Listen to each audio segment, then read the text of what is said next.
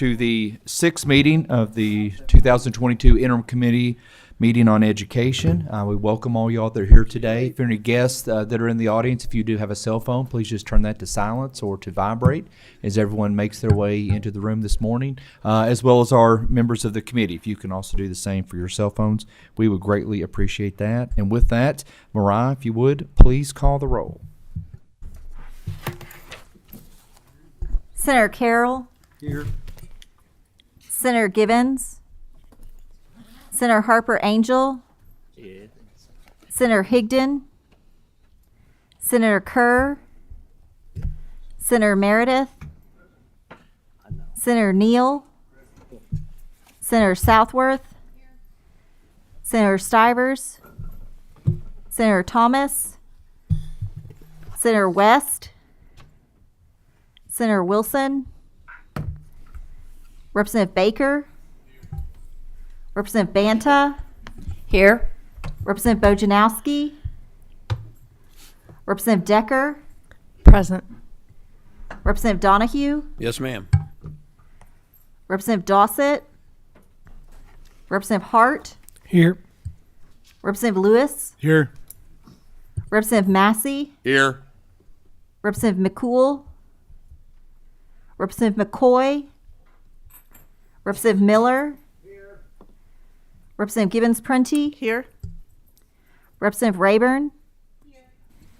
Representative Riley. Here. Representative Scott. Representative Timoney. Here. Representative Tipton. Here. Representative Weber. Here. Representative Wilner. Here. Co-Chair Huff. Present. Co-Chair Wise. Present. We do have a quorum and duly constituted to do business. I do want to make notes. Present. He made his way after the roll call of the Senate members. And I want to take this time, and with this being our sixth meeting, and typically November is our last meeting of the interim. Now, I cannot say in December, who knows if we have another education committee meeting, which we could have or we may not have. But I do want to make note of my co-chair who is departing with her grace and with her wisdom that she has provided to the Education Committee, her time in the legislative body in the House, that being my co-chair, Chairwoman Regina Huff.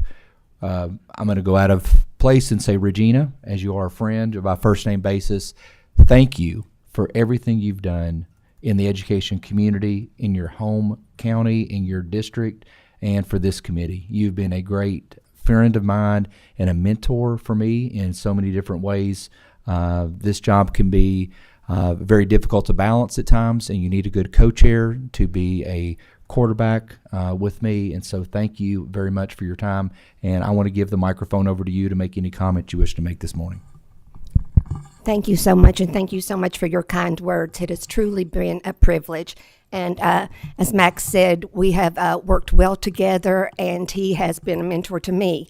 And, this is bittersweet, really. I wanted to do more in education, more in the way of special education, but we had things that took a priority and that had to be addressed. But it has been an honor and privilege to serve in this capacity and to serve those of the 82nd District. Thank you. Thank you.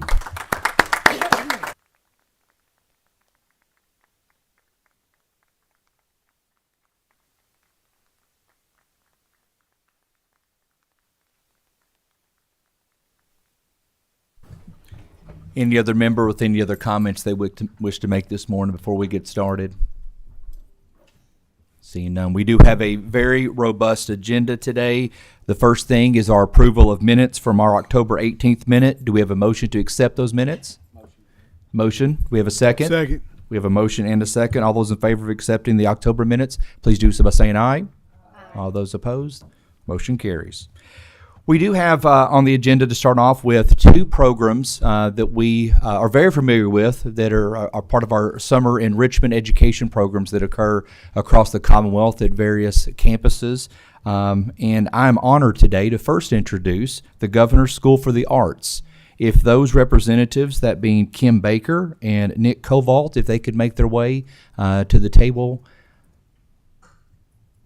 I had an honor this summer of being at the Singletary Center on the University of Kentucky campus to see everything that was going on. What an enrichment for me. I know other legislators that were able to be a part of that day and to see and showcase the talent across all spectrums of the arts. So thank you all for that invitation this summer. And if you all would, just please introduce yourselves for the record. Your microphone, if you hit push, it'll turn green and you'll know that it's on. Good morning, everyone. My name is Kim Baker, and I'm the president and CEO of the Kentucky Center for the Arts. Good morning. My name is Nick Kovalt. I'm the executive director of the Governor's School for the Arts. Please proceed. Thank you. I'll open it up and just say that as I introduce myself, I'm the president and CEO, but I'm also the first Kentuckian to be selected as the president of the Kentucky Center for the Arts. And that occurred after a national search in 2014. I'm also the first in my family to receive a post-secondary degree. And I did so after I was selected to be in the first class of the Governor's School for the Arts when I was a rising senior. That program had me remain in Kentucky, had me go to school in Kentucky, and now I'm raising my family and making my career in Kentucky. The Governor's School for the Arts is a world-class program, and it was imagined and envisioned by the folks here, right here in Kentucky state government and the folks at the Kentucky Center. And I'm happy to say that today the Governor's School for the Arts is really fulfilling that vision of doing wonderful things for our young people throughout the Commonwealth and therefore doing wonderful things for Kentucky. I'm pleased to introduce Nick Kovalt, who is the executive director of the Governor's School for the Arts. Good morning. Thank you, Kim. And thank you, Chairman Wise and Chairwoman Huff and all members of the committee for your time this morning. As Kim mentioned, I'm Nick Kovalt, and I'm not only the executive director of Kentucky's Governor's School for the Arts, but I'm also a proud alumnus of the program. So I've witnessed firsthand how GSA can change the lives of young Kentuckians for the better. And it is a privilege to now be a steward for the program, which I consider to be one of the Commonwealth's most important cultural and educational assets. So, founded in 1987, GSA is truly a quasi-state entity that represents the power of public-private partnerships. GSA is an agency of the Tourism, Arts, and Heritage Cabinet and receives state funding as passed by the General Assembly, but GSA is administratively housed within Kentucky Performing Arts, where we are the institution's signature education program. At GSA, we are in the business of empowering Kentucky's next generation of creative leaders. The primary way that we accomplish this is through our summer program. GSA's summer program is 3 weeks long, residential, and best of all, completely tuition-free, meaning that students live on a college campus for the duration of the program at no cost to themselves. Students apply for and attend GSA in one of our 9 core art forms, so I'll list those out for you really quickly. Architecture and design, creative writing, dance, drama, film and photography, instrumental music, musical theater, visual art, and vocal music. Curricula in each of those areas are designed by faculty who are experts in their respective fields, providing college-level learning that is hands-on and immersive. Interdisciplinary collaboration and community service are emphasized in curriculum design as well. The students' experience is intensive, with classroom activities taking place 7 days a week, sometimes starting as early as 9 a.m. and sometimes ending as late as 10 p.m. Students participate in daily all-school convocations led by professional artists, many of them Kentuckians, as well as an all-school field trip to notable Kentucky cultural sites and a college fair that is held during the summer program itself, allowing students to initiate personal connections with college reps who are eager to recruit them. In addition to focusing on the creative process, students develop work that is presented publicly on the final day of the program, and this work is also meant to aid students in creating content for applications to collegiate arts programs. All of this is supported by a robust residential life program that provides a taste of life in a college campus. When GSA hosted its first program 35 years ago, we had capacity for 120 students. In the past decade, that number has climbed to 256 student spots. And while we were proud of that increase, we were very aware that hundreds of deserving and qualified young students were being turned away by the program, as we saw sometimes up to 1,400 applications for those 256 spots. Fortunately, this past year, GSA received funding to double the size of the program for 3 summers through 2024. This funding came in the form of American Recovery Plan, or ARP, Elementary and Secondary School Emergency Relief, or ESSER, Summer Enrichment Funds through the Kentucky Department of Education's Office of Teaching and Learning. We're very grateful to them. Thanks to this support, this year we proudly hosted 2 summer sessions for the first time, serving over 500 students in total on the campus of the University of Kentucky, which is contracted to be our host campus through 2025. Through our summer program and our outreach activities, we're proud to say that we worked with students in all 120 counties during GSA's existence, although there is one county that we have yet to host a student from at the summer program, and that's Owsley County, and that's certainly something we would like to change. While we're very proud of our summer program, our commitment to our students doesn't end there. Rather, it begins as we initiate a lifelong relationship with our program alumni, supporting them toward a successful transition to college, the workforce, and beyond. Nearly 30 colleges and universities offer scholarships targeted to GSA alumni, and for some of our students, attending GSA is literally what provides them access to higher education. In addition to the college fair held during the summer program, GSA hosts an event each autumn called College and Career Day, where students can attend another exclusive college fair and get their artistic work samples in front of multiple colleges at once. GSA distributes $10,000 a year in grant funding to alumni for professional development opportunities through our Toyota Alumni Fund. And as opportunities arise, we book alumni for performances, readings, and commissions and other opportunities to receive paid work and exposure. Perhaps the longest lasting benefit, though, of attending GSA is the connection that students receive to a network of over 7,000 alumni across the globe, as well as continued lifelong mentorships with their program faculty and summer staff. GSA's five year-round full-time administrators keep quite busy throughout the year with student recruitment, faculty and staff hiring, and of course, overseeing our application process. Students can apply to GSA in their sophomore or junior year of high school. And in the application, students provide work samples in their given art form, 2 recommendations, and responses to essay prompts. Students are not nominated by their schools to apply for GSA. Rather, the GSA application process is self-directed by the student. And while a student can apply to GSA without formal involvement from their school, the application's recommendation forms are often completed by school personnel. GSA does not ask for GPA, SAT, or ACT scores in the application, allowing for students who are creatively gifted but perhaps non-traditional learners to still be recognized for their potential. There is an application fee of $30, although it's waived by the click of a button for students who are on free and reduced lunch. GSA also recognizes that not every promising and deserving student in Kentucky has the same level of access to artistic training and resources. As such, we do our best to understand each individual's level of access, meet them where they are, and adjudicate their application in context as best as possible. Applicants' potential, desire to grow and learn, their ability to collaborate and contribute to the program's community are strongly taken into account, in addition to the student's demonstrated artistic ability or technique.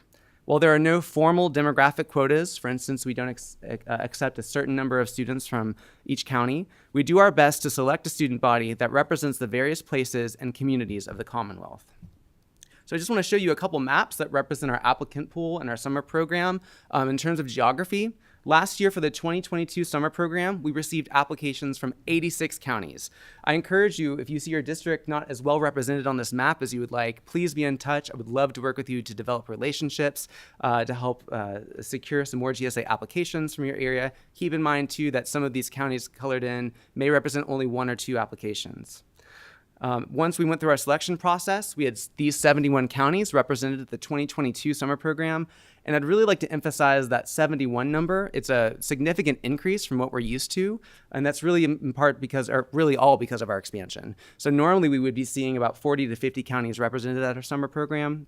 So we're really proud that the expansion not only allowed us to work with more students, but also to reach into more communities in the state of Kentucky.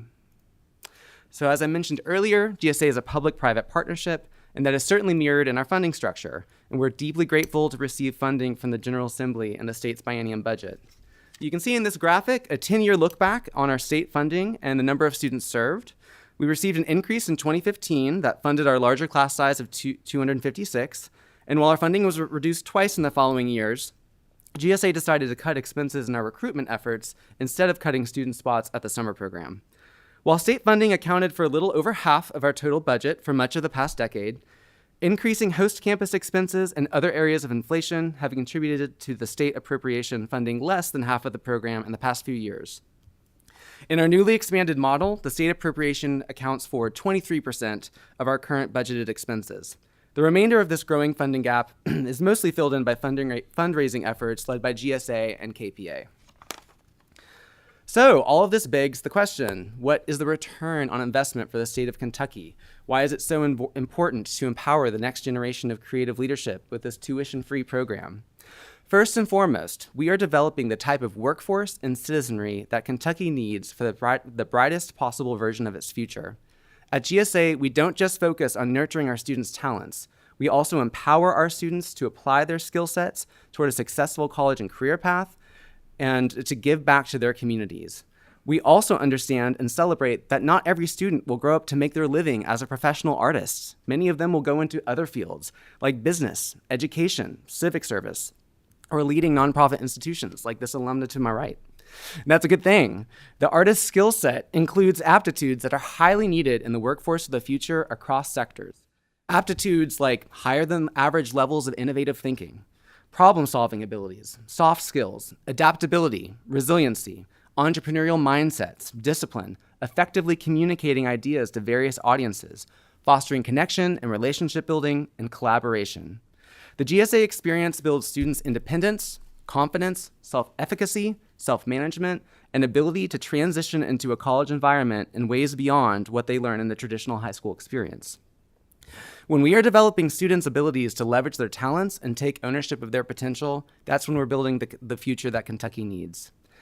It's worth noting also that, there are many places outside of Kentucky that want to recruit these students and their creative talents. And honestly, many of our students come to us not sure if they have a future here as a creative person.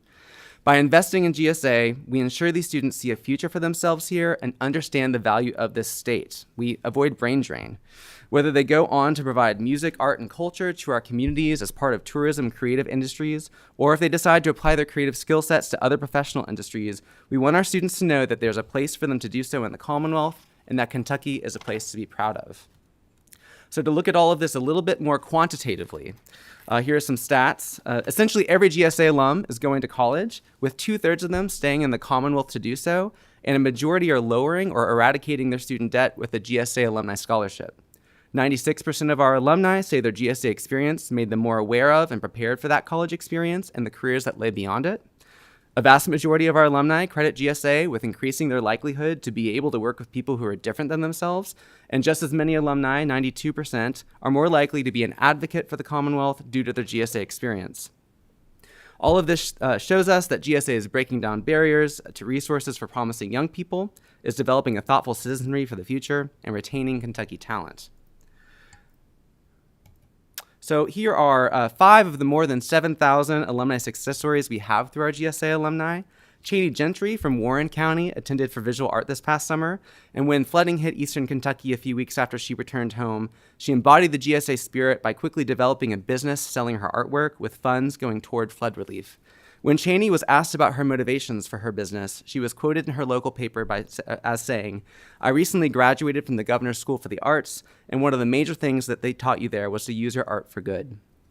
Stephanie Martinez, originally of Rockcastle County, is now paying it forward and developing our next generation of creative leaders as an art teacher at Mason County High School. In fact, many GSA alumni go on to serve as teachers in the public school system. Stephanie's work as a muralist is also featured in downtown Maysville, one example of how our alumni contribute to the vibrancy, beautification, and attractions of Kentucky's towns and cities. Joshua Bunch is an artist entrepreneur based out of Corbin with a booming art business. He's also been a leader in community development in Whitley County and served in the Kentucky State Police Force. Sunshine Eisen of Rowan County proudly represents the Commonwealth internationally in her role as a cultural attaché for the U.S. State Department. Her most recent service has been in our embassies in Peru and Liberia, with an upcoming posting in Japan. And finally, drama alum Dave Young will gladly tell you all anytime how theater classes and the GSA experience contributed to the skill set he needed to found Trifecta Clinical, a global leader in pharmaceutical tech. Dave is also the largest individual donor to GSA, showcasing the level of investment and commitment our alumni have to keeping this program strong for the future youth of Kentucky. Of course, there are many other alumni stories. I know we have at least one proud GSA parent on today's committee, Senator Higdon, whose son is a GSA alum and an acclaimed author. So where does all this leave us as we look to the future? Truth be told, the level of expansion that we've experienced with the ESSER funding has been long needed. Before now, we've not been able to serve young Kentuckians at the level that they deserve. We're now serving more students from more communities, and the long-term benefits to Kentucky will be exponential in the years to come. When our ESSER funding period ends after the 2024 summer program, we don't want to turn to hundreds of young Kentuckians and tell them that they missed the boat. We want to continue our current level of capacity, serving over 500 students with at least 2 programs in perpetuity, because that's what our students in Kentucky deserves. To support this increased capacity beyond the ESSER funding, GSA and KPA are launching a multifaceted fundraising campaign with 3 areas of focus: increasing annual gifts from the individuals in the private sector, establishing an expansion endowment, and yes, potentially seeking an increase in our state appropriation in the next biennium. You may want to ask me how much of an increase we'd need from the state to support that growth, and to be quite frank, the answer is I'm not sure yet. But the reason I don't have an answer for you or a number for you is because we want to first do our due diligence with the private sector and our own fundraising. We need to first spend some time drumming up support with our resources before coming to the state with a thoughtful ask to help augment the private side of our public-private partnership. And we will certainly keep you updated as time goes on. So with that, I will conclude my presentation. Thank you all very much for the opportunity and for your support of Young Kentucky artists. And we're certainly glad to take any questions if you have them. Nick, excellent job. It's a great presentation. Appreciate the overview, the statistics, and everything you provided.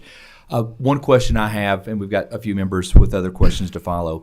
It's a 3-week program. Could it increase to 5 weeks? Has there been any discussions about carrying it on past a 3-week minimum for right now, or what you have? Absolutely. I would say historically, as we've considered the potential of expansion and seeking out expansion funding before the ESSER funding came to us, we've looked at a couple different models of expansion. I wouldn't say that we've gone into great detail in that research, but we have considered what would best serve the students of Kentucky to, kind of duplicate what we have right now with a 3-week program and create more spots for actual attendance, or looking at a longer program and the type of deeper experience that might provide. So we have looked into it. It's certainly an ongoing conversation. Excellent. Representative Timoney.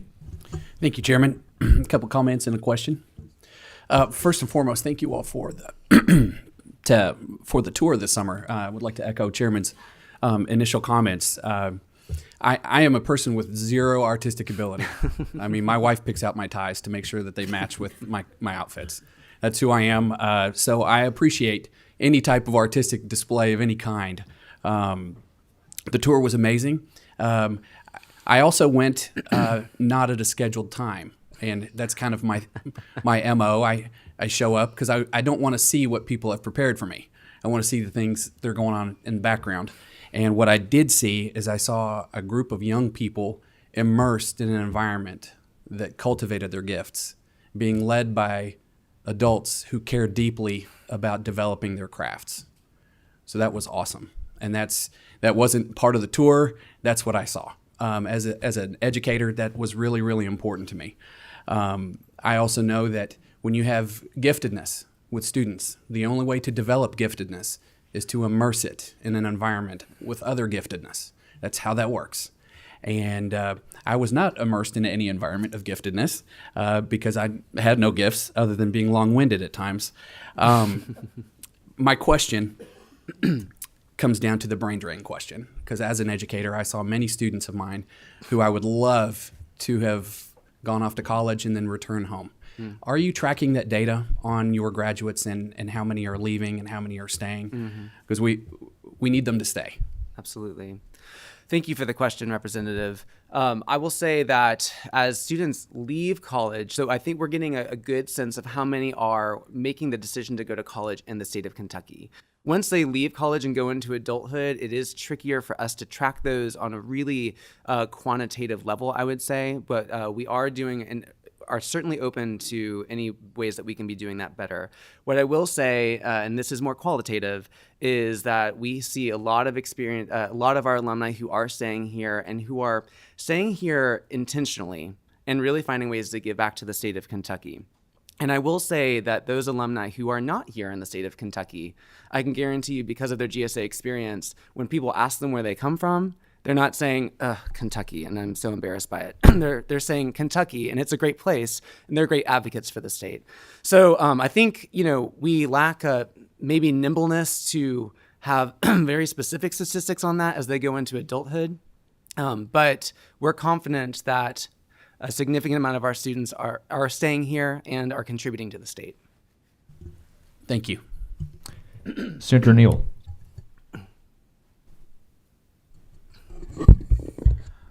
Thank you, Mr. Chairman. I have a comment and a question as well. First of all, I want to welcome Kim Baker, who I can attest is doing a fabulous job. Thank you so much for that. Thank you for being Senator. here.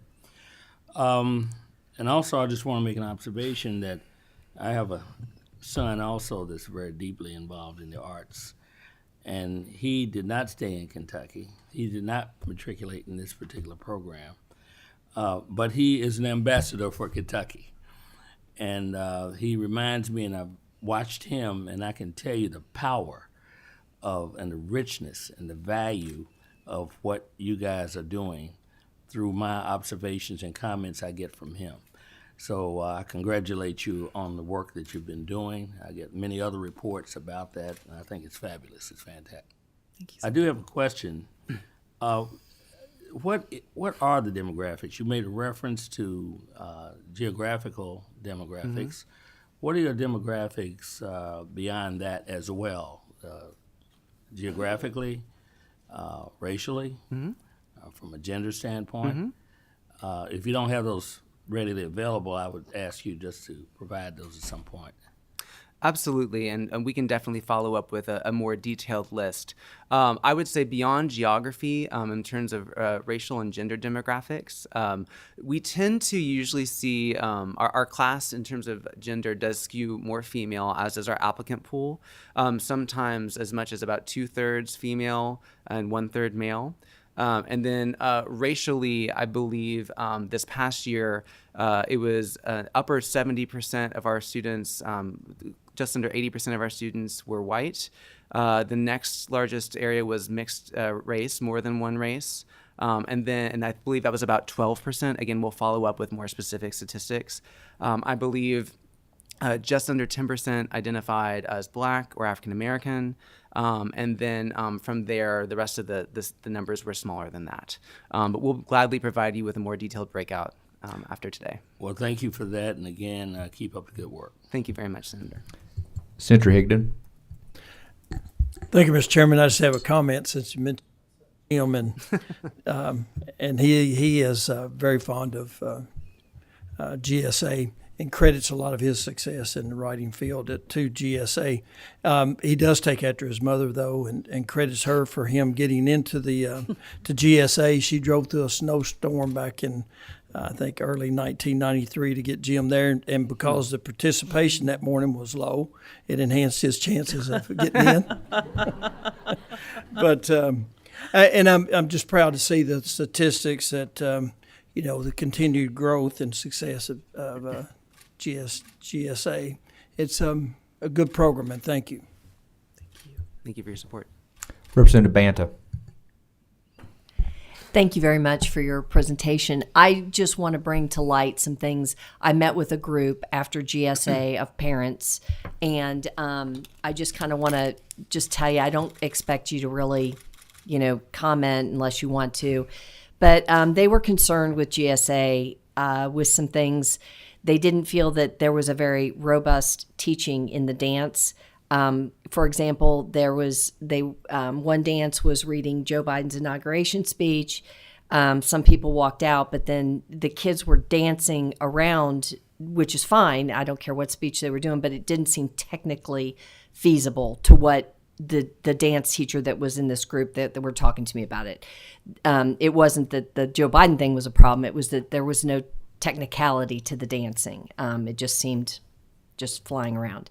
They also did a dance about their anxieties, which again didn't seem technical to the dance teacher that went and observed it.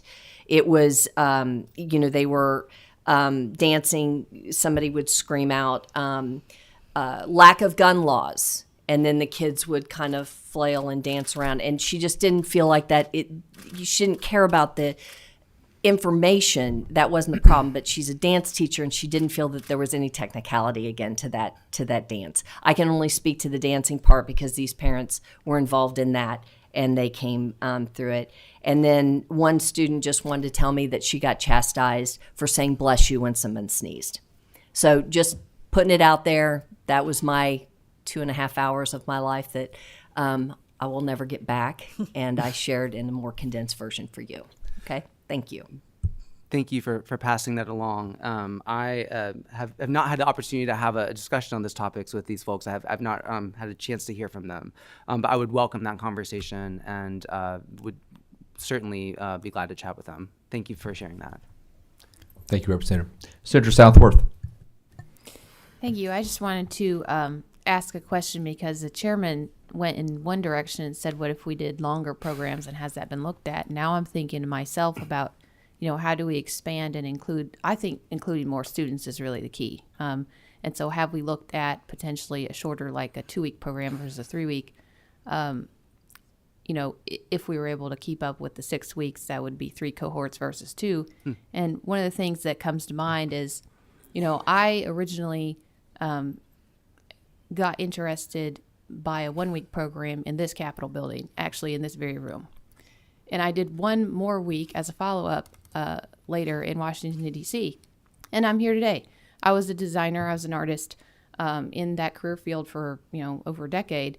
But now I'm designing the law. And I totally agree with everything you said as far as like artists and the skill sets that those things bring to other fields.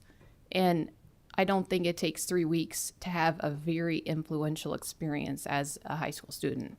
I think it can be 2 days. But I think for these purposes and what you're trying to do with everything fitting together, I just can't see where I think you could get a lot of benefit out of even a 2-week program, probably the same benefit. And so we could get it to more kids because obviously we have a lot of kids in this state.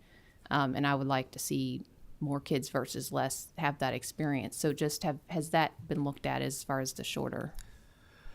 Thank you, Senator. We have talked more about program extension than we have contraction in terms of time, although I really hear your point about how that could potentially allow us to serve more students, which is definitely, to your point, I think something that's important to keep at the forefront of expansion is the number of students that are served.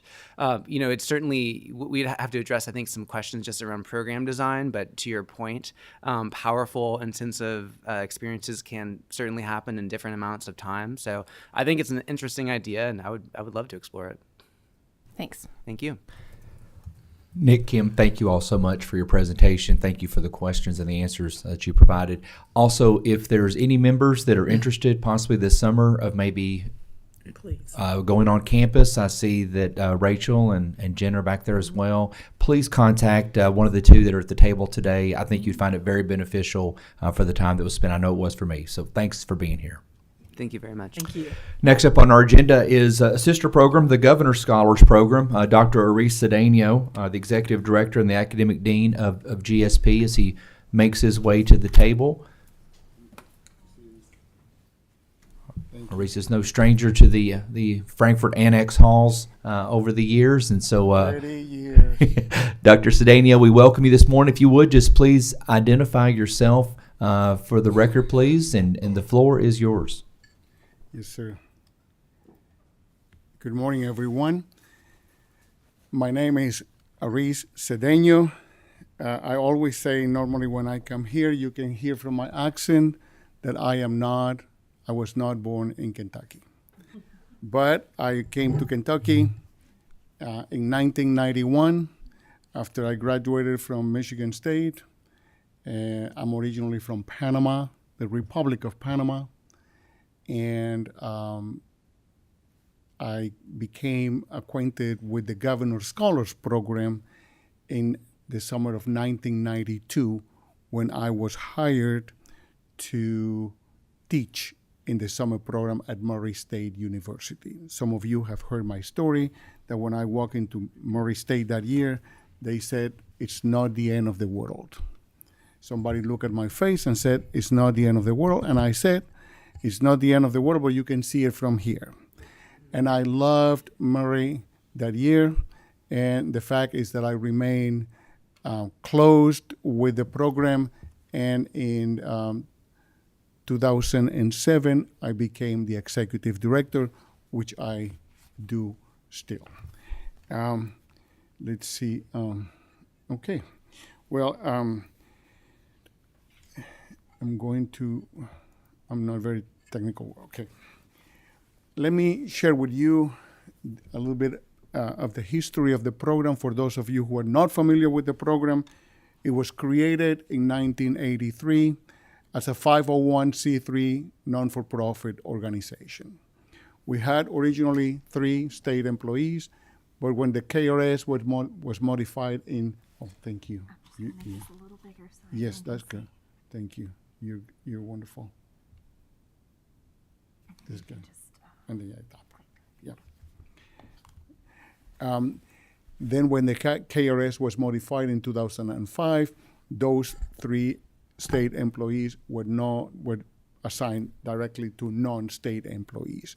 And I am not a state employee, since I was hired in 2007. We receive about 75% state appropriations, and we raised about 25% from private contributions. The mission is to enhance Kentucky's next generation of civic and economic leaders, and it has been for all these years free of charge. In 2005, the KRS modified the act relating to the GSP in order to separate the funding. So private funding goes to our GSP Foundation, and the public funding goes to the GSP Inc. The annual appropriation is paid in lump sum early July, and the authority was placed on the board of directors to hire the executive director. Our board of directors is comprised of 3 ex officio voting members. That's the Commissioner of Education, the President of the CPE, and the governor or his designee. 5 governors appointees and 24 members selected based on bylaws and articles of incorporation. In 2011, we were transferred to the cabinet, and currently we report to the Education and Labor Cabinet. The operational structure of the GSP has me as the executive director and academic dean. We have 1 fiscal officer and a few administrative assistants year-round. In the summer, we bid for the colleges to host the program. In the most recent bid, the program was assigned in 2023, 2024, and 2025 to Murray State University, Center College, and Morehead State University. Those will be the host campuses in the next 3 years. We have about 160 members of the summer personnel, 1/3 on each campus, contractually hired on the basis of 1 summer only. 3 campus administrators on each campus, approximately 19 faculty, approximately 19 residential staff members, and 8 office staff members on each campus. On each campus, we have 350 governor scholars, which amounts to 1,050 overall. The mission is growing tomorrow's leaders. We provide tools to tackle problems, helping others be creative in life, school, workplace, and community, developing the ability to recognize when to be a leader, when to be a follower, and learning how to achieve our highest potential. The selection of the governor scholars is through an application process which begins in the high school, follows that to the school district, and then at the state level. The overriding goal is that all 120 counties will be represented on any given year. In the last 2 years, we have had only 119 counties. In 2021, Butler County did not send any application to the state level. And that was corrected this year, but then Hart County did not send anything this year, any candidate this year. We have both visited both schools individually. I have personally visited those schools this year, as I do every year, to ensure that we continue having our overriding goal of 120 counties represented in the program. Each campus has the components of classes that it's focus areas and general studies, residential activities, discussion groups called seminars, residential activities that is in the halls, field trips and community service, and other activities such as the college fair, school counselor training. We train the counselors because they work with the students in their high schools. And then we have our own rules and regulations to ensure the well-being of the students in the summer. The selection of the students is comprised of 100 points, of which the academic achievement it's a 30-point total. The student profile, the students describe their extracurriculars, their involvement in service, honors, and awards. They have a writing entry, one teacher recommendation, and one recommendation comes from the community for 100 points there. In 2022, just to give you a sample of the demographics, at the state level, we received 1,756 total applications. That comes to us after the applications have been selected within the schools. There is a number that the schools can submit based on the junior population of the school. But when the school has difficulty in deciding, that last spot, if they have 2 or 3, they call us and we allow them to send more as needed. Out of those, 1,050 were accepted.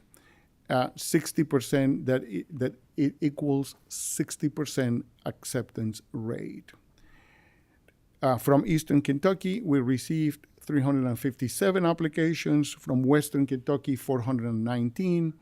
From Northern Kentucky, 212. From Jefferson County, 356. And from Central Kentucky, 412. The female numbers of applications were 1,204, and the male 552. As you can see, like with the School for the Arts, our female population is larger, higher than the male population. The acceptance rate is about 60% females and 40% males that come to campuses, and it's because we do the contracts with the dorms much earlier. And so because we are not co-ed, then we have set those goals. 60% are females and 40% are males in the summer. In terms, I don't have the racial representation here, but I heard Senator Neal asking Nick about that. This past year, our representation was about 15% total of other races not white, non-white. About 175 of those students were identified themselves from a different race other than white. So, and I can go into more elaborate details if anybody needs additional information. Our county representation, as I shared with you before, all the counties are represented except Hart County, who did not submit anybody this past year. Let me see here. The overall satisfaction with the program, the students wrote at the end of the summer program this past year indicates that 63.46 of them strongly agree with the preparation for college, life and study, knowledgeable and challenging teachers, meaningful learning experiences in classroom residential life, and campus events. We of course have, this is the general, we have the details of these in our records as well. In terms of budget allocation, since I became executive director, the allocation here from the fiscal year 2007 that it's used for us in the summer of 2006, you can see the numbers over the years. We have maintained since 2019 $1,758,700 for about 1,020. What happens in the last 2 years, equally to the Governor's School for the Arts, the Department of Education helped us reach capacity in our dorms by providing ESSER funds for about 30 more students in 2023, in 2024, and they are committed to do it in 2025 as well. In terms of the return of investment, this graphic indicates here the college going in Kentucky of our graduates since the first year of the program. And 2020 is the last group that we can identify because they enter in 2021 colleges. Many of our students go out and return to Kentucky. So the residential rate right now of graduates of the program, of those who we have good addresses, about 86% of them reside in the state of Kentucky. The program is, again, 5 weeks in the summer. As I shared with some senators before, we are the largest in the nation.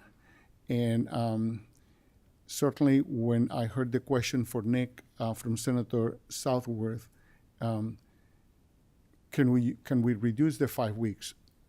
It is absolutely acceptable to say that many programs in the nation don't have 5 or 3 weeks, and they still are successful in that week. The prime example is the state of Vermont. They have always had only 1 week.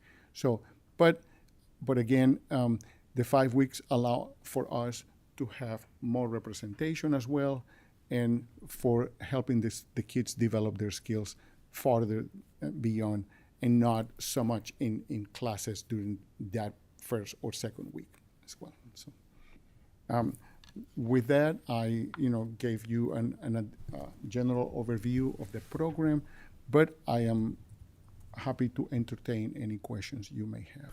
Dr. Cedeno, thank you so much for the presentation, the overview, and thank you for your leadership.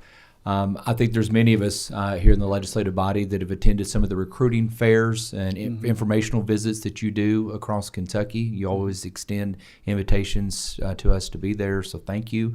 And I would say there's many in the legislative body currently or previously who have been alums of this program or have had children or grandchildren go through the program, or at least we've written letters of recommendations for many of our constituents. So thank you for the program and the enrichment. It's always, for me, a treat to go on the campus and speak. So I will go in a number of questions that we have here. First, Senator Neal. Thank you, Mr. Chairman. 2 questions, and again, a very worthwhile program. I want to appreciate over the years your. I'm not in your district anymore after the redistricting. And is that why I have not seen you lately? Yeah, that's correct. I'm not in your district anymore. I'm now Senator Burke. Right. Well, maybe I should withdraw that congratulations on the work. No, truly, this is a good and worthwhile program, and I appreciate it. Thank you, sir. I just wondered, I noticed your it seems to be your offering is a standard of measure of success is the enrollment, Scholar College enrollment. Do you all track beyond that in terms of ultimate outcome, in terms of matriculation at a college or university? I cannot offer you an answer right now. However, a few weeks ago, Representative Bobby McCool, Did I say the right name? Yeah. From the efficiency task force, asked me for additional questions. And one question was, how about after college? Well, I shared with my board of directors last week that question has prompted me, has fired up kind of me to go and find out more. What I can tell you today came from questions that you all asked 20 years ago or 15 years ago. Now I can see where we need to go. And right before I retire, which I will do in about a year and a half, I'm committed to find out more. And I am putting myself in charge of the alumni. I told my board last week at a board meeting that I am undertaking that project. So a year from now, or maybe 18 months from now, I can answer more effectively that question. Because right now it's more difficult, because sometimes after college, I don't have where to go. When I have college, I have KIA, I have the CPE, I have the colleges and so on to give me the information. It's harder to find beyond, but I'm going to work individually with alumni to answer that question as soon as possible. Well, thank you for that, Mr. Chairman. One quick question. With respect to the demographic information that you indicated, you're talking about students of color. Yes, sir. Do you have a breakdown on that as well? This year we had, yes, sir. I can tell you exactly because that's one of my passions, as you know, that it's hard. It is hard because schools like Central High School, I don't think it's in your district, but Central, it is in my district. It is in your Senate district. Central High School only sent females this year. Applicants only females. So I'm We're working talking with about them. color. Yes, Color you said, race. yeah, I know that. But all of them were of color. Yeah, all of them were of color. And we increased a little bit, not much, this year. We increased to about 70, which is good, but it's not ideal yet. We increased that, and we have seen more. Fayette County helped a lot this year. Actually, Fayette County was a very good recruiter for us this year. And out in the state, we are seeing more applicants of color, and we are committed to help them as well. I am particularly participating in an event in few weeks put together by the president of IQ, Association of Independent Colleges, in which we are going to work with diversity and recruit students of color for the GSP. Yeah, I'm looking specifically for percentages. If you don't have them, maybe perhaps you can provide those later. 70, it's about 6.5% to 7%. Of related to what? Related to 1,050 students. Okay, I'm sorry. That number is related to what demographic? Out of the 1,050 students, about 70 were students of color. I got that. So that is approximately, I don't think it's quite yet the 10% that I would like to see more increase. That's okay. I'll continue with it after. Thank you Yes, very thank much. you very I still much. think it's a Yes, worthwhile yes, sir. program, and thank you for the Thank work you. that you're doing. And thank you for your help in Jefferson County Senate. Right. Thank you. Thank you, Senator. Representative Miller.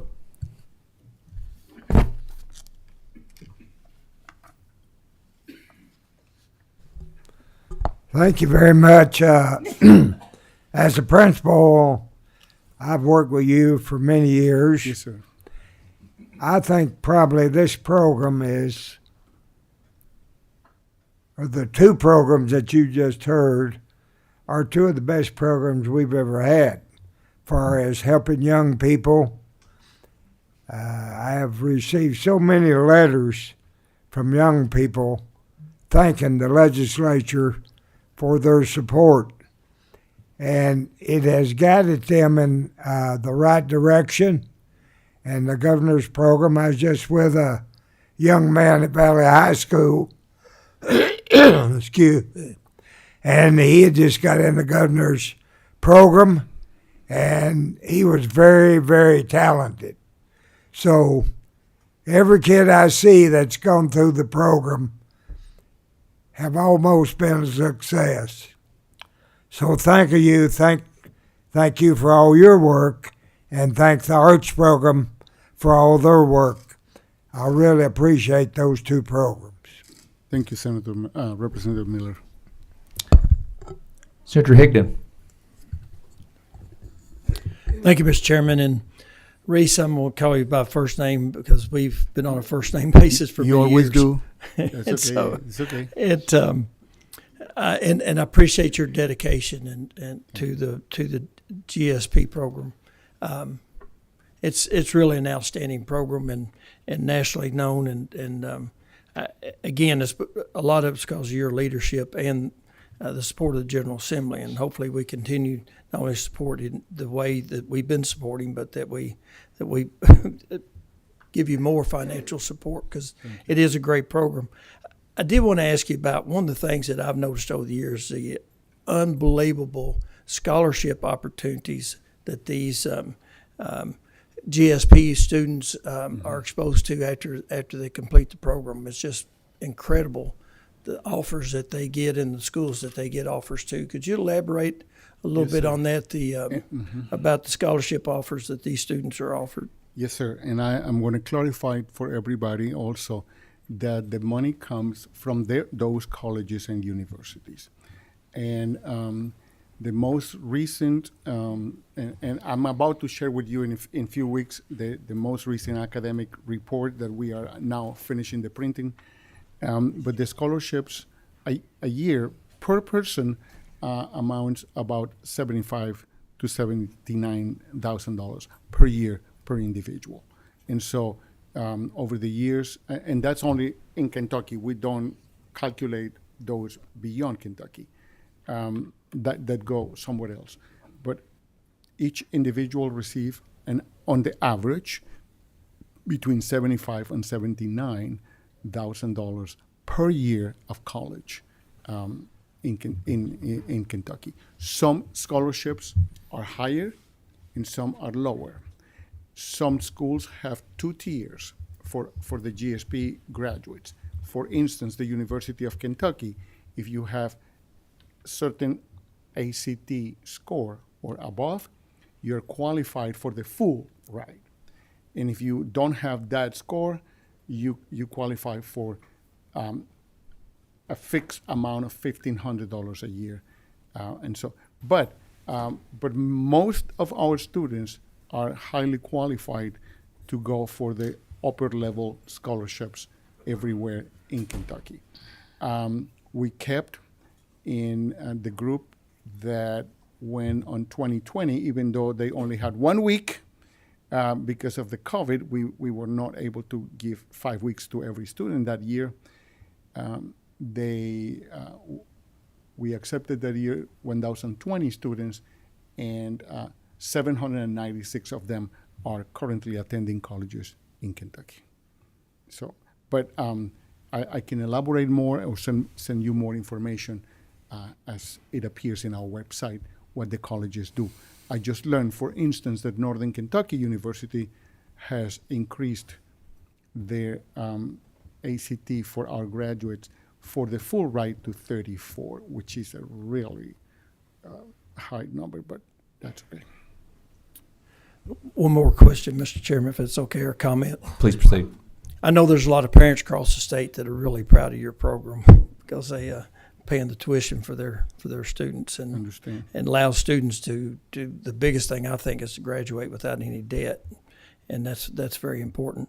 I did want to make a comment about you were looking for or doing a study on these GSP students beyond graduation. Yes, sir. I know you've checked with KY Stats, but they're an incredible. I do. They have a scary amount of information on. I do. And so, okay. K White Stats is in the same cabinet, and we are in good shape. They are providing a lot of information for us these days. They have a scary amount of information. They do. They need just the time and for me to offer them, my data so that they can offer to us that information. Thank you. Again, thank you for your dedication you, to this sir. program. Thank you, Mr. Henry. Thank you, Senator. Senator West. Thank you, Mr. Chairman. Thank you, Director Cedeno, for being here today. Yes, sir. And thank you for your years of service to the program and the good work you've done with the program. I've got just one quick question dealing with the board itself, and it's your slide 2. So there's three ways that the board members are selected. You've got 3 ex officio voting members. You got 5 governor's appointees. And then you got 24 members selected based on bylaws and articles of incorporation. Yes, sir. My question is, the 24, could you go into some detail on, what the bylaws say, articles of incorporation? How are those 24 selected, or how do they make it to the board? Thank you, Senator West. Those 24 members, there is a committee, like nominating committee within the board, and the members of the nominating committee seek nominations and study those nominations, and then they appoint based on the needs. One need is always, of course, geographical representation, since we come from all over the state. There are areas that will benefit from more board members, but it's more difficult to find board members in those areas. We have about half and a half of those board members are males and females, and their political affiliation is also balanced at this point as well. Quick but follow-up. Yes, and I'm not sure I'm giving you all the details, but it's in the hands of the board. They determine who they invite also based on the nominations of other board members as well. So to follow up on that, does Yes, sir. the committee vote, or does the overall board vote on The those new overall, members? the Gotcha. overall board. Okay. The committee makes a motion. Correct. And then the overall board votes in the annual meeting in May. Last week we had a board meeting, but was not for that. In May, we elect the board members. The board members are elected for 3 years, and then they can be reelected for additional years as well. Thank you. Thank you. Lastly, Senator Southworth. Thank you. I want to find out on the application process, is it specifically for students at just our public schools in Kentucky, or are there other non-public school students that end up participating through some means? Yes, thank you, Senator Southworth.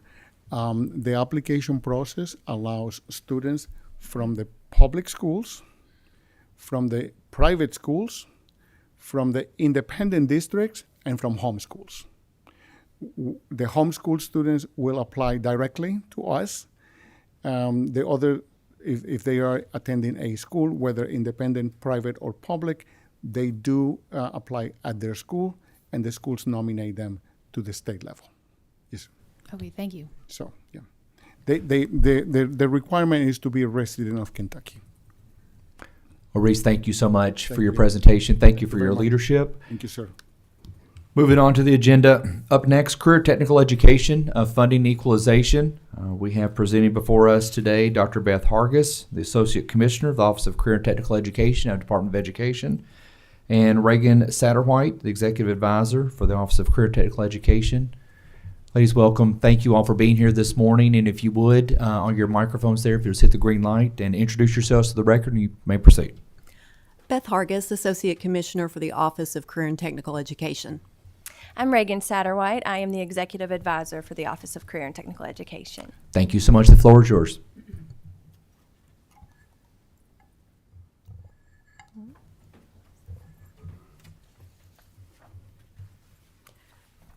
Okay, you want to go ahead and slide down.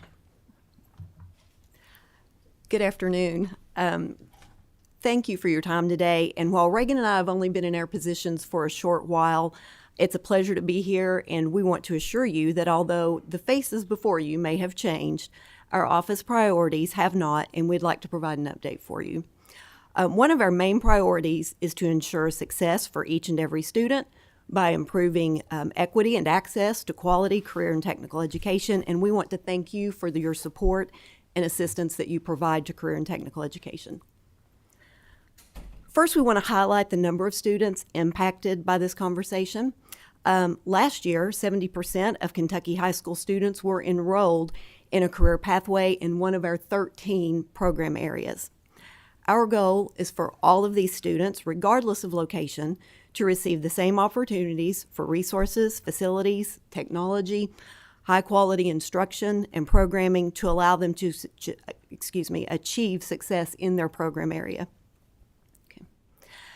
Our priority stemmed from two extensive analytical reports regarding Kentucky's career and technical education system.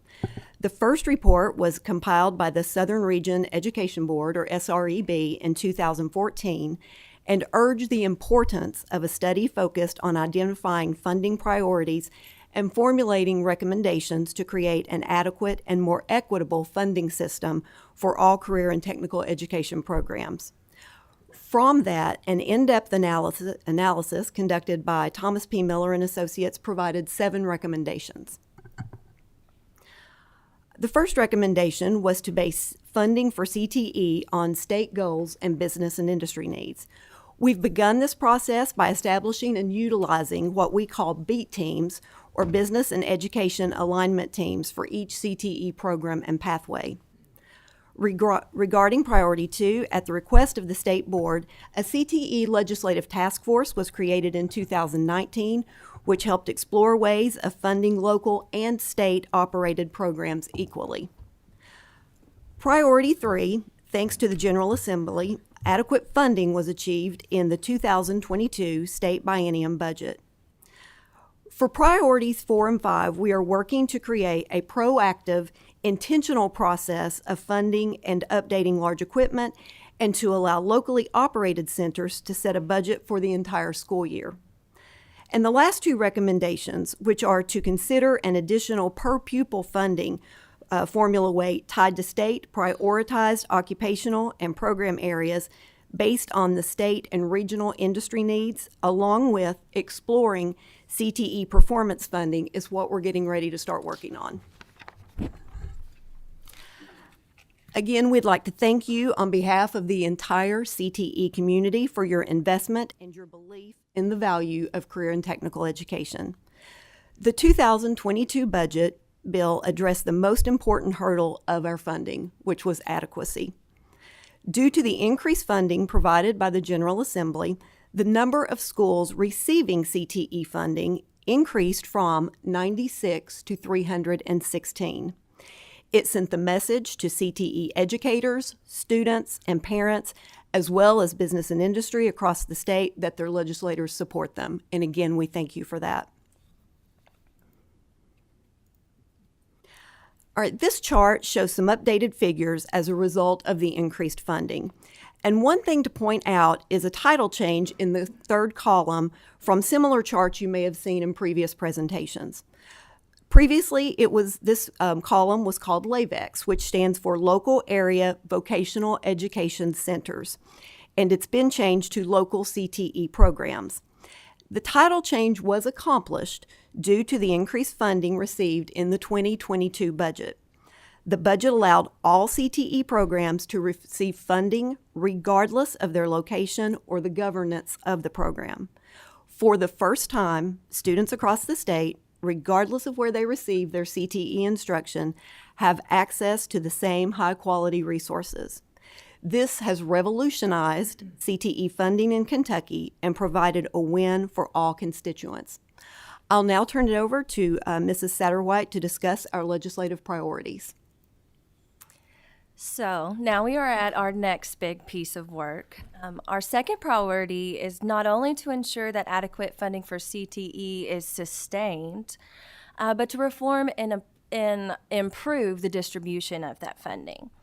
The historic funding has meant so much to our schools and districts, and especially the schools that receive funding for the very first time. And I do have just a few powerful impact statements that I would like to share. The first is from John Sanders. He is the principal and CTE coordinator for Franklin County Public Schools. On behalf of Franklin County Schools, we would like to formally thank the General Assembly for the additional CTE funding in the current budget. As you know, there is a huge shortage of skilled trades in the Commonwealth and across the nation. Kentucky has made great strides in CTE, and this additional funding has allowed all of our CTE programs to be fully funded and equipped with the latest equipment and technologies. Both Franklin County high schools will be receiving new greenhouses to expand current offerings and develop an improved aquaculture facility in their agriculture programs. We were also able to purchase a new virtual welding simulator to allow students to learn and test out on welding processes in a classroom setting before getting into the shop. This has allowed for a safer learning environment as well as less wasted materials in the early stages of learning their trade. Another is from Todd Campbell. He's a CTE teacher at Rowan County High School. He said, "This is the first time that we have had this infusion of money to this degree for CTE use. House Bill 1 funds will allow our school, teachers, and career and technical student organizations to update and add to our engineering program the tools and materials we need to prepare students to be future productive members of society." And lastly, one from J.R. Dakin. He's an engineering technology teacher at Glasgow High School. J.R. said, "The funding is helping me keep my program current and aligned to current and future industry needs. The technologies and equipment are ever changing, and it is critical to keep up with industry skills in order to produce a future science, technology, engineering, and math workforce for Kentucky. Being able to teach with current technologies better prepares my students for post-secondary education and ultimately STEM careers. In addition, the resources enable my students to participate in more technology student organization activities and to enhance their skills during various competitions hosted at the regional, state, and national levels." So we have so many more statements where this comes from, and I wish that we could share more with you. But it is evident that schools are putting this funding to good use and that they are very grateful for what it's allowed them to do for their students. So in addition to sustainable funding, our vision is to develop a unified funding formula that funds all CTE programs equitably, that not only takes into account the number of students enrolled in those programs, but that also incentivizes and recognizes measurable indicators of those schools that are implementing components of high-quality CTE programs of study, which I will show to you on the next slide. This slide shows a framework by the National Association of Career and Technical Education. They have developed this comprehensive and research-based framework around 12 elements of high-quality CTE programs. This framework is what we plan to utilize as we develop an equitable, performance-based funding model, which also takes into account student enrollment. These high-quality elements are excellent guidelines to begin to structure this work, but we also know that there is still quite a bit of work to be done in order to figure out exactly the right way to quantify all of these elements within the programs. One thing I would like to point out as we wrap up is that one of the elements of high-quality CTE is work-based learning. Our office has done quite a lot lately around work-based learning. It's involved in our initiatives as well as our legislative priorities. We're very excited that work-based learning is now a measure of post-secondary readiness in Kentucky's accountability system, as we do know from data provided by KY Stats that students who complete a career pathway that includes a work-based learning experience are better prepared for post-secondary and also have increased success in their future careers. And so before we wrap up, I do just want to share some good news, a quick update on some of the work that has been completed around work-based learning in our office. First of all, we want to announce that we have a new dedicated work-based learning coordinator that works with our office. She works directly with schools and districts to improve their programs and provide technical assistance to them. And we also have a new and improved work-based learning manual that will be scheduled for release during this academic year. The updates to the manual were made possible with the help of a committee of knowledgeable business and industry partners, the Education and Labor Cabinet, and CTE's instructors and administrators from across the state. We are very excited about this publication, the benefit that it has to schools, and the opportunities that await students in their work-based learning experiences. So thank you again for your time today. We know this is quite a lot to unpack, and we'll need to get much deeper into it as we proceed. But we're ready and excited to start these conversations with you in the upcoming months, and we're ready to get to work. So at this time, we're happy to try to answer any questions that you have. Thank you both so much for the excellent overview and presentation. I have one question, then we've got about 3 members that have signed up. The JAG program was previously underneath CTE programs of study. That's no longer a part of that anymore. How was that decision made, and where are we with the JAG program across the Commonwealth? Okay, thank you for that question. We've actually been in discussions with JAG. First and foremost, we have the utmost respect for the JAG program and what they're able to do. And we want to work with them and to be able to collaborate, because I believe they provide remediation for students that sometimes we're not able to do in our centers. We're not sure if the JAG program was actually a pathway. We can't find where it was actually ever included in our program of studies. What we believe has happened is that over the course of time, districts were using, and I hate to use the word generic course code, but it was kind of an all-inclusive course code, and perhaps they were using that for the JAG course. We've been looking at this and talking with them, trying to figure out what has happened. So that's really all I can say to that point. Thank you. I know we have the program there locally at the Taylor County High School, and it's worked phenomenally for so many of our students, and so I would not like to see that lost. And if it's a competency that it's only for certain classes such as business, marketing, or family consumer science, not all districts may have those offerings. So we want to make sure. So if that can maybe be followed up in any way, I would love to see that if possible. Representative Timoney. Thank you, Chairman. A couple questions. Dr. Hargis, thank you for this presentation today, and I welcome to I know new faces, we're bringing stuff in. So one of the questions I have, it may have some historical implications you may or not have an answer to. Obviously, the investment that the Commonwealth has made in the battery plant in E-Town was significant. And someone who comes from a school background knows how much planning is required in order to reach objectives. Right now, I would be naively optimistic to say that every job in that plant is going to be held by someone from that lives within Kentucky, the boundaries of Kentucky. I know after this past weekend, I don't want anybody from Tennessee moving up and taking any of our money, as they took that opportunity to hand it to us this weekend. But do you know how much your department had involvement as far as making recommendations either to this body for increase asked to deal with the specific demands of that battery plant, and how the schools could help prepare the workforce there? Because I didn't hear a whole lot on my side, and I do pay attention to these things. Again, thank you. Wonderful question. We're currently working with Ford. They have specific skill sets that they're expecting for these jobs, and again, we know that they anticipate having a lot of jobs coming available, and it is going to be difficult for us to be able to provide that many students. Again, we have a STEM consultant in place within our office now who has been working with them. We believe that the curriculum that they're looking for, we may not have it packaged exactly the way that they want it.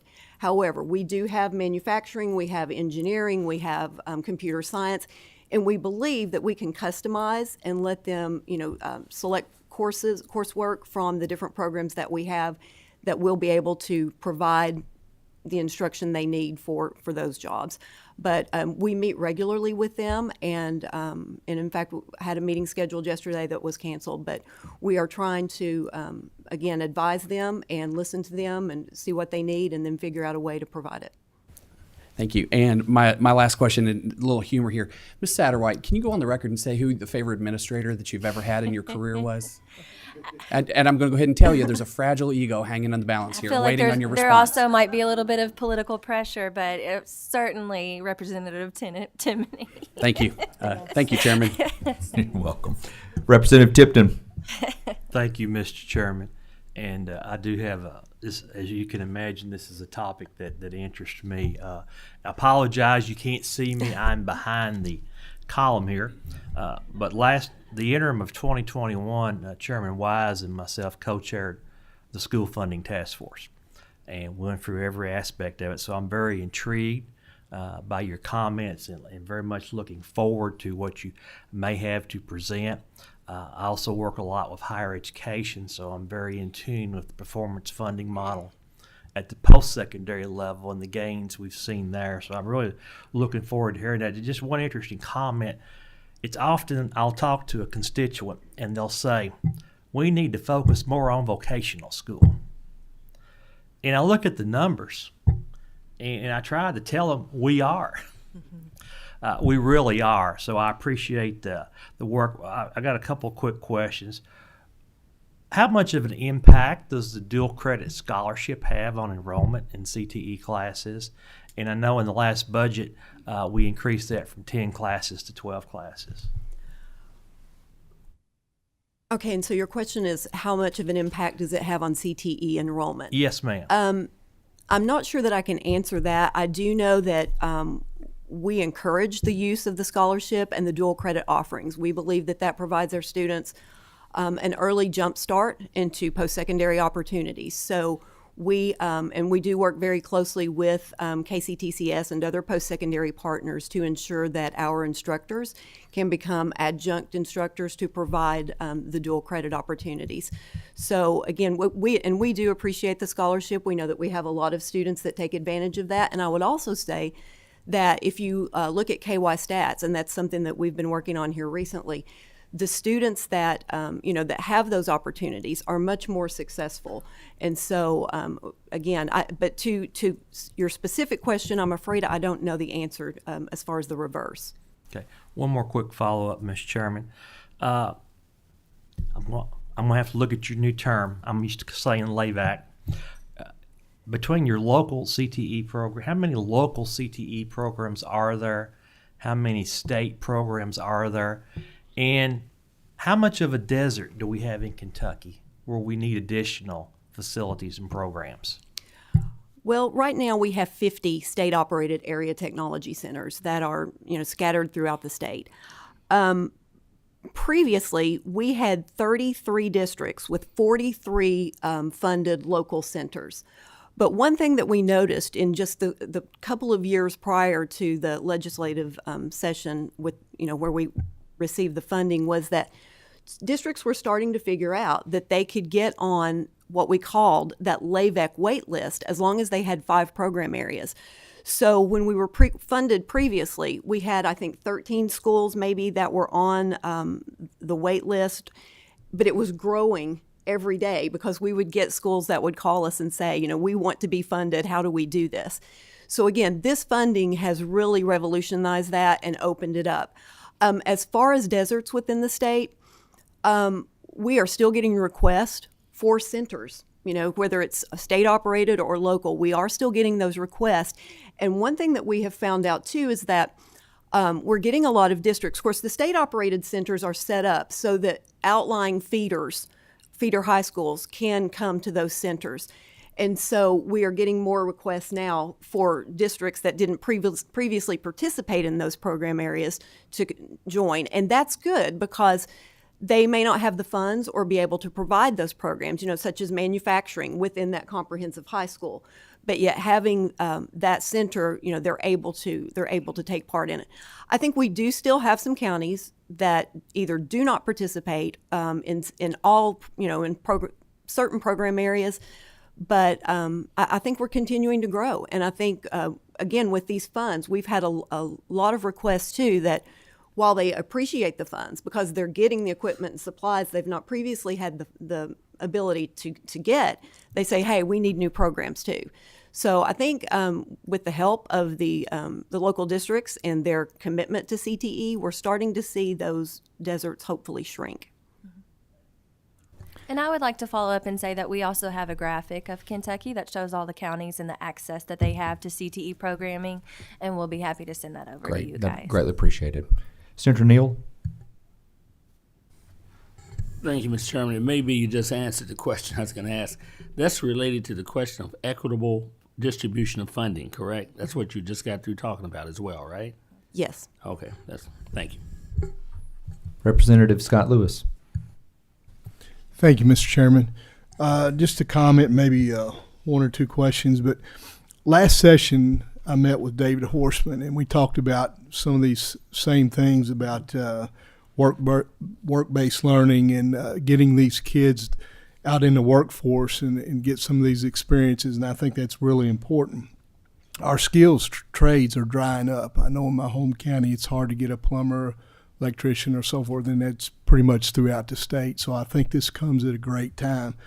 But when you say work-based learning, what is an example of that? Like, would that be their junior, senior year, or what would that be? Sure. Thank you for your question. When we say work-based learning, that means co-ops, internships, and apprenticeships within our office. Typically, those do take place senior year, but it's possible that a junior may participate in a work-based learning course if they are already a completer, meaning they have already taken 4 courses within their selected pathway.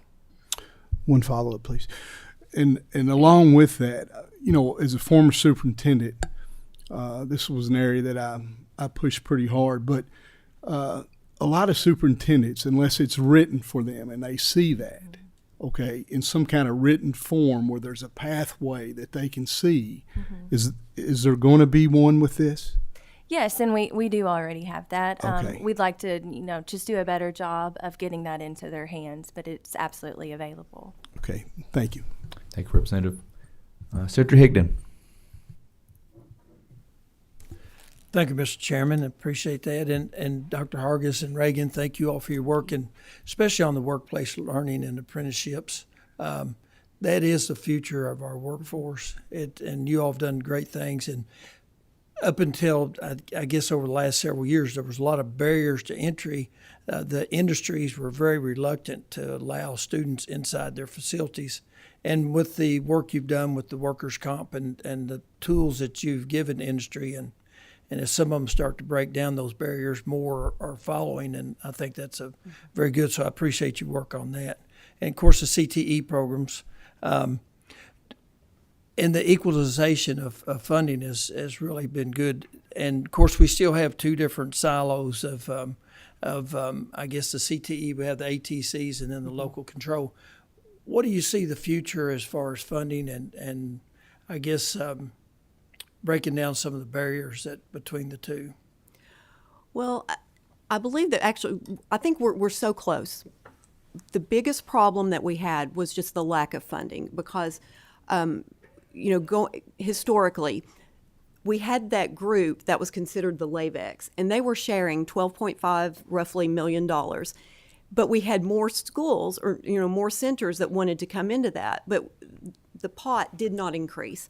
So with this funding and with us being able to say it doesn't matter where you're located, and that has broken down the biggest wall. So now what we want to do is just to go in and make sure that we are paying attention to the high quality indicators, and we really don't want the governance to be an issue. As you know, we have had some districts that wanted to take over, and then we've had some that absolutely do not. So, we want to work with them. To us, the student is what's important, and it really doesn't matter where they're taking the class as long as they're getting they have, the equity and access to the resources.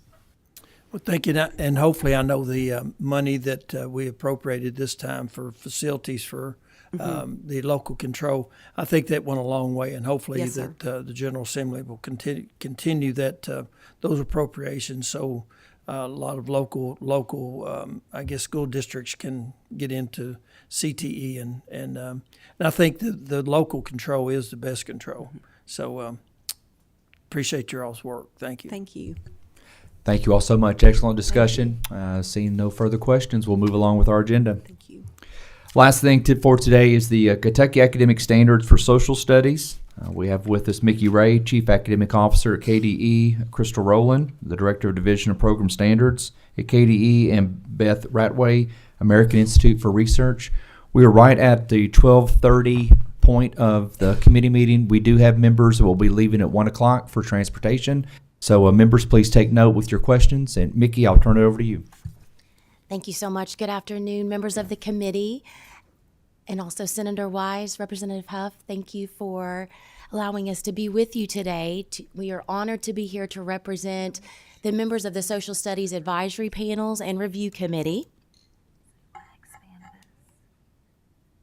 And as Senator Wise noted, my name is Mickey Ray. I'm the Chief Academic Officer in the Office of Teaching and Learning at the Kentucky Department of Education. And I'm joined today by Crystal Rowland. She's the Director of the Division of Program Standards.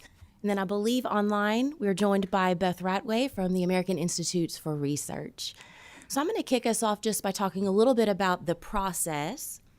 So on the next slide, you can see that per 158.6453, the social studies standards were meant to be up for review in 2025, but with the passage of Senate Bill 1 2022, the Kentucky Department of Education was required to incorporate the fundamental documents as established in KRS 158.196, but this will not delay or impact the full-scale revision that will occur in 2025 for the Kentucky academic standards as well. So this, in essence, was opened in order to incorporate those fundamental documents. The next slide lists the 24 documents. I will not read those for you, but I did want those here for you to reference. But I did want to speak a bit to the timeline with you this afternoon. So you can see here, typically, a standards revision process takes about 2 years for completion. So normally the teacher writers on the advisory panels, the review committees, their work would last for about a year, and then it would enter a 6 to 9 month regulatory process following approval of the Kentucky Board of Education. The law required us in 158.196 to ensure that these fundamental documents were aligned to the academic standards and corresponding assessments by July 1 of 2023. So we did have an accelerated timeline, and we moved very quickly with the passage of the law to reconvene the social studies advisory panels and review committee to come together to discuss how they were going to incorporate the required documents into the Kentucky Academic Standards for Social Studies. Our next step, we will be meeting with the Standards Assessment Process Review Committee on November 21st, and then we plan to take the standards to the Kentucky Board of Education in December, and then at that time, they will move into the rest of the regulatory process for review. There will be one more public comment period following the approval of the KBE, and we will have a chance to respond to that at that time as well. But as I said previously, we will still be maintaining the full-scale standards review in 2025 as well. The next slide just gives you a glimpse of the architecture of the Kentucky Academic Standards for Social Studies. And in the middle there, you will see the actual standard. So we're looking at a 5th grade standard here. And this one was actually denoted as a model standard in the discussion around Senate Bill 1 2022. So the standard in general represents just the minimum foundation of learning, a learning outcome for students. And the clarification that is included next to that standard there, it includes the concepts and content and practices to help teachers better understand the expectations of the standards. So when the committees came together initially, they elected to incorporate the documents into the clarification statements. And we're going to talk a little bit more about public comment and the committee's response to that, but that was their initial decision. We were affirmed by the Office of Assessment and Accountability and our assessment vendor that any of the documents mentioned in the clarification statements could be utilized on the Kentucky Summative Assessment for Social Studies. But now I'm going to hand it over to Beth Ratway. She's going to walk you through the public comment that was received and then the committee's response to that public comment. Good afternoon. I'm Beth Ratway. I'm a Principal Technical Assistance Consultant at the American Institutes for Research, and I really want to thank you for allowing me to be here virtually today. I will be discussing the public comment portion of the process, along with a summary of how the AP and RC address the public feedback. So you can see on this slide, what we highlighted is the data of who responded to the public comment survey. The majority of respondents were teachers and educators, including retired teachers and administrators. There were also additional stakeholders who responded to this survey. We can go to the next one. Excuse me. This slide, it really displays a summary of the public feedback on the initial additions recommended by the AP and RC, which is what Mickey was just discussing with you. The overwhelming majority agreed with or were neutral on the recommended additions to the standards. The disagreement was typically around the fact that the standards were placed, or the documents were placed in the clarification statements rather than in the actual content of the standards themselves. And that's why Mickey was explaining to you that there's a standard, there's a clarification statement. So the feedback, the only small disagreement was typically around that fact, that they were most often, the documents were in the clarification statements rather than within the standard. And this disagreement was addressed by the AP and RC when they were reviewing the public data. So the next step was, as part of the process, is that we brought together the AP and RC to address and really go deep into the public feedback.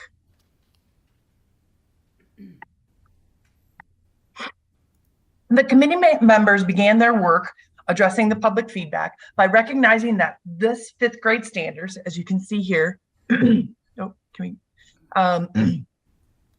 standard was mentioned as being a model. They took action to adjust the language of the statement to ensure alignment to the language of KRS 158196. They added the word fundamental to better align to the language of KRS 158196. And this was done to ensure alignment and coherence to support student scaffolding of this important concept. In direct response to the public feedback, the AP created an entirely new standard for 8th grade that really correlates to that 5th grade standard that you just saw. The standard is time-bound, specifically correlating to the appropriate grade level content. And it includes the documents from that specific time period by name within the standard. Similarly, in response to the public data, the AP created a high school standard. So again, you can see the coherence between 5th grade, 8th grade, and high school. And this standard is also time-bound, specifically correlating to the appropriate grade level content, and includes the documents that apply to that period. So this was just a high-level summary of the public comment data and the actions, the specific actions of how the AP and RC responded to that data. Thank you for your time, and I'll turn it now back to Mickey. Thank you, Beth. So, Senator Wise, we'll welcome any questions that the committee may have today. Thank you so much. We also have one person who is signed up to speak. I'm going to allow him to make his way forward before we take on questions, if that's okay. Absolutely. That being Dick Ennis with the Bluegrass Institute. Dick, if you could make your way to the table, please, and please introduce yourself for the record.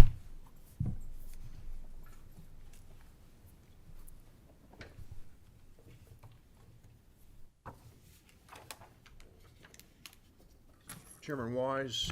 Please hit the mark. There we go. Chairman Wise and members of the committee, I'm Richard Ennis. I reside in Villa Hills, and I work strictly as a volunteer as the staff education analyst with the Bluegrass Institute for Public Policy Solutions.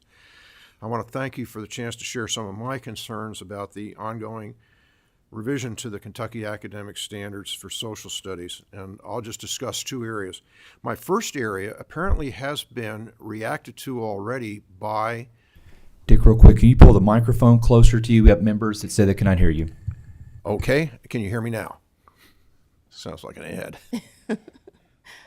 My first concern apparently has been reacted to by the working group. They moved the specific documents that are required by Senate Bill 1 into actual numbered standards. That was required from the start, and I'm glad to see they have done that.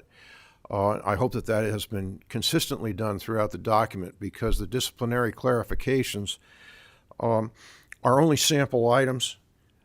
They only cover examples of content that might be included, and they're not the only way to obtain mastery, so that including any of the documents in a disciplinary clarification would not meet the requirements of statute. And I don't see where the department had any choice but to do what they did. The other problem is, I think, more significant, and the slide you saw earlier actually provides evidence of my concern. There's been a failure to follow the process that was set up by the legislature for the review and revision of standards. KRS 158-6453 establishes a process for the review and update of social studies standards. The very first step, which is discussed in paragraph 2G, is for the department to establish a website operated by a third party to collect comments from educators and the public. This is the first step. The next step is for the advisory panels to review the standards and the comments submitted by the public and educators. And only after those two steps are complete should the advisory panels begin their work to actually develop recommendations to change the standards.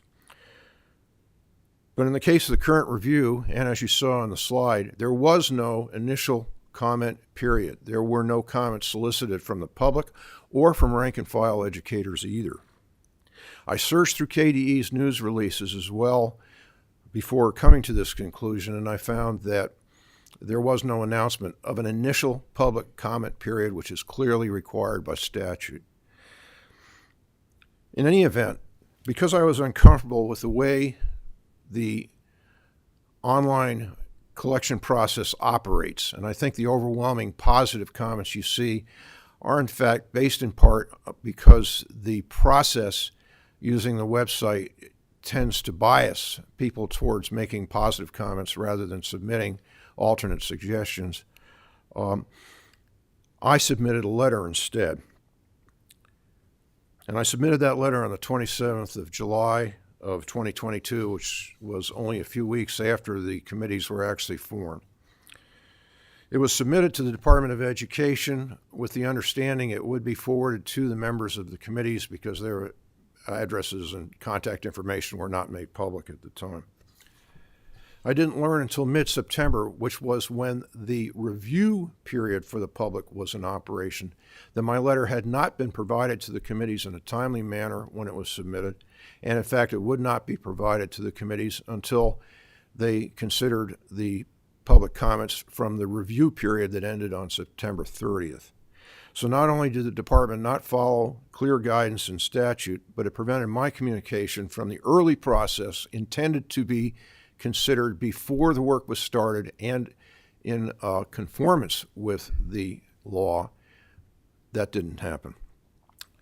So as far as I can determine, the public was completely locked out at the beginning of the process, and I think that's a problem. In closing, I want to mention that there are much better models for social studies standards, and I'm hoping going forward as we prepare for the revision in 2025 that people will take a look at this model that the National Association of Scholars has just recently released this summer. It's online and it's available, and I think anyone who looks at that document agrees it's better. In fact, I'm told that at least one of our college professors currently is telling teachers who have major questions about the very vague nature of our current standards, he's telling them, go look at the American birthright, and that will help you out. It's going to answer your questions about what really needs to be taught. And I'm now ready for any questions. Thank you, Mr. Ennis. Greatly appreciate your comments. And we'll get into questions, and if KDE has any response to that, we'll welcome those. First up, Senator Thomas.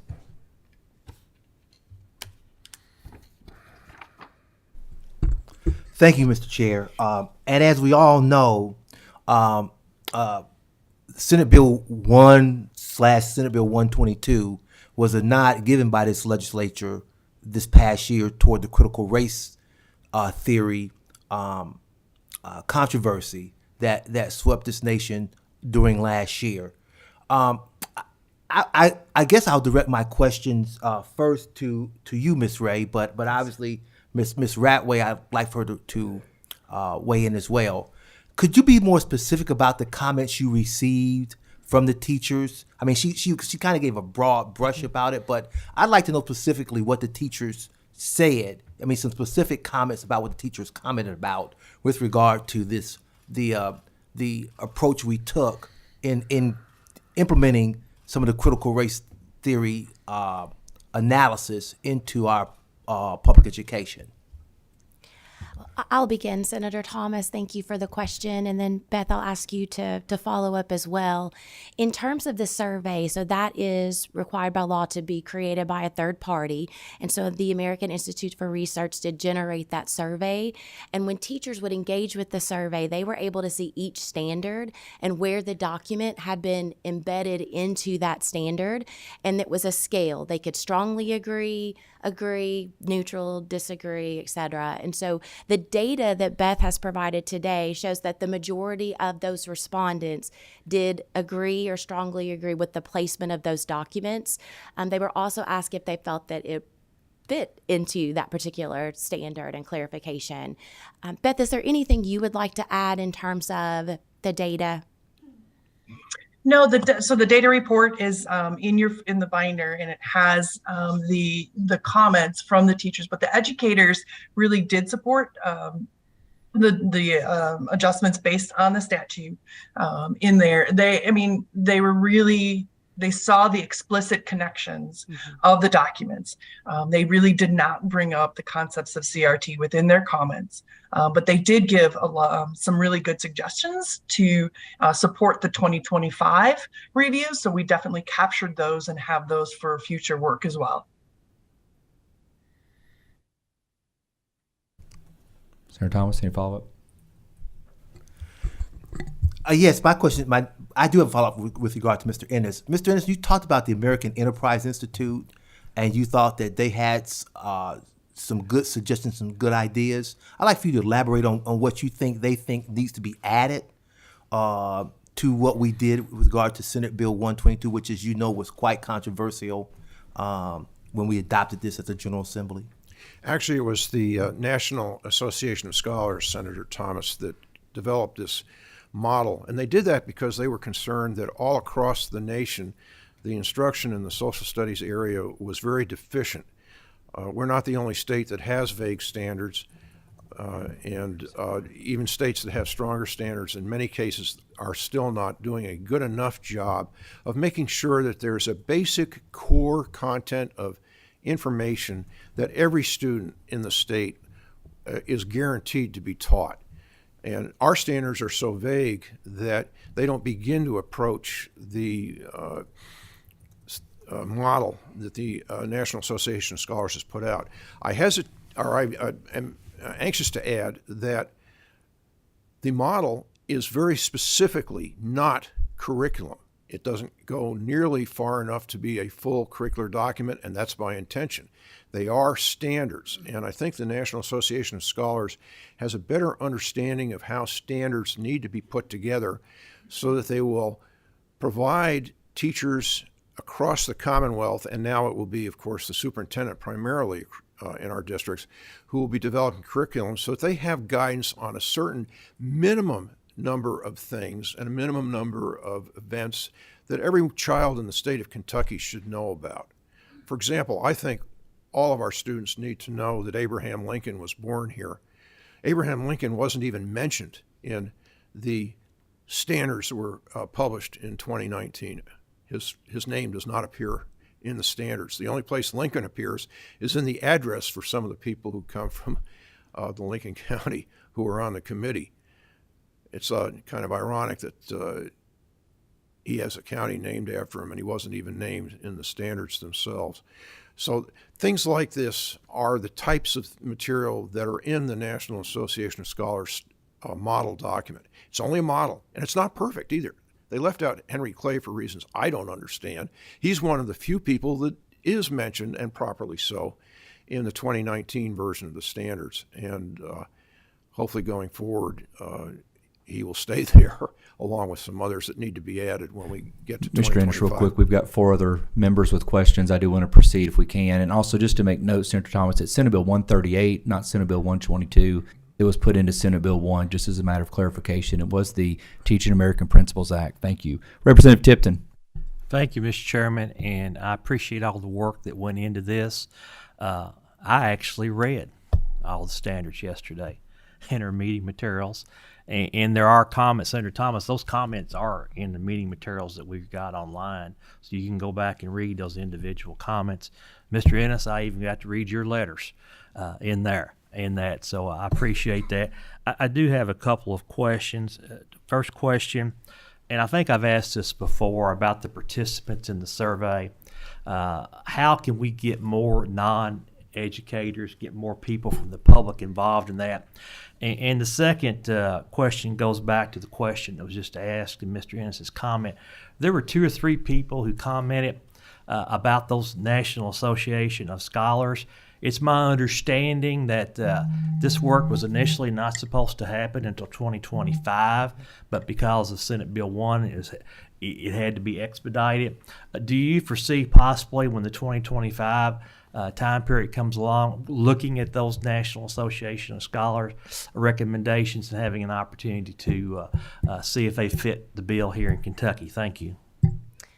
Representative Tipton, thank you so much for your questions. We absolutely do foresee that the members of the Advisory Panel and Review Committee will be able to review those other documents when we do the full-scale revision in 2025. We appreciate the feedback, and that makes the process better. And they, like us, want this to be something that's useful to the field and also helpful to students as they go through that K through 12 progression for social studies. In terms of the communications, we agree with you. We are utilizing all of our mechanisms at the Kentucky Department of Education and our communication strategies to get out the survey and the press release so that people will know that the survey is open and those public comment periods are open. But we are open to recommendations, and we are looking for ways to ensure that we have the broadest base of feedback that we possibly can, because as I stated, that only makes the document better. So thank you for your questions. Senator Southworth. Thank you. It may be my mistake for not having seen, I guess, further detail in the packet, because the only information I saw was the documents. It looked like we were loading them all into one standard here, but am I missing something? Are we actually sprinkling these throughout the 8th grade specifically, and then the high school whole band? Is that kind of the deal? So Senator Southworth, they took 2 different approaches. They did create 2 new standards. So there's the new 8th grade standard that now, as Mr. Ennis pointed out, has the documents embedded and directly aligned to that 8th grade standard. There's also a new high school standard that does the same thing. But as you review the full document, you'll also see that the pieces live in the clarification statements where applicable for K through 12, because even the elementary advisory panel went back and tried to build coherence around the addition of those documents. So they're represented throughout the entire K through 12 progression. But the part before 8th grade is just in the clarifications. So we don't actually have any standards. I'm sorry to interrupt, but there was an existing 5th grade standard that already connected to those fundamental documents. So there's a grade 5, a grade 8, and now a high school standard that is aligned to 158.196. I guess my clarification was the 5th grade standard, I think, listed like 3 things, maybe Constitution, Declaration. I read them on the Senate floor in my speech. I remember reading all this.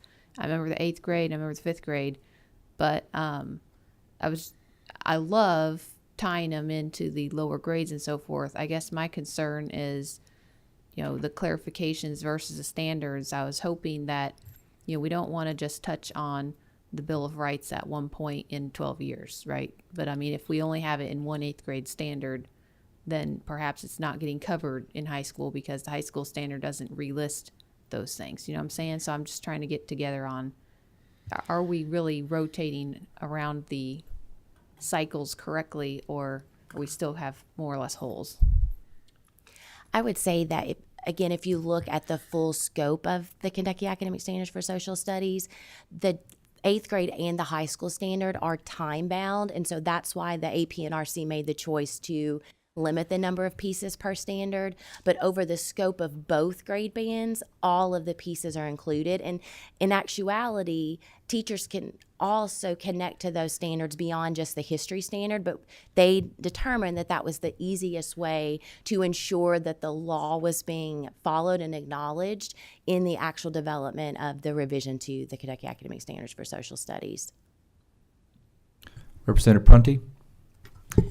Thank you, Mr. Chairman, and thank you for being here today. My question is more I'm looking at who's on the different committees, the panel, because there's different ways of equity inclusion as far as representation across the state. And I love Ashland, but there's Ashland, 2 people from Ashland, and I grew up in Ashland. So, but I'm looking at Western, Eastern. Just how does the makeup of those, both the advisory and the review committees, how are they made up? So we do have an application process, and we try to curate applications across all 8 cooperative regions across Kentucky. And then from the cooperative regions, there's a CASAB or a rubric that is utilized by the committee to determine who is selected for service on the advisory panels and review committee. Going into 2025, we will have to revisit that process and ensure that we do have, again, full representation of the 8 cooperative regions. Thank you. Thank you, Mr. Chair. You're welcome. Representative Wilner.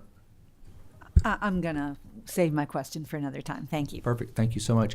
Does anybody from KDE wish to respond to Mr. Ennis about the no initial comment period that was made? Mickey, if it's you or somebody else may be here. I'm happy to respond.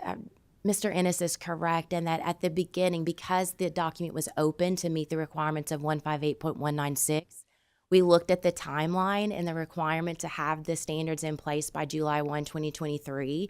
We called in the committee first to respond to the law and then opened it up for a public comment period. But I will say on the Kentucky Department of Education website, on the standards reviews page, we are always taking public comment, and that is shared with the committee members when they are reviewing public comment. So even outside of a review period for a particular standards document, there is the capacity for people to submit public comments related to the standards, and that is absolutely shared with those members of the AP and review committee at that time. I want to thank you all so much for the presentation. Thank you for the answering of the questions. And thank you to all of our presenters today. And we are right at the point of adjournment. So do we have a motion for adjournment? Motion. Thank you.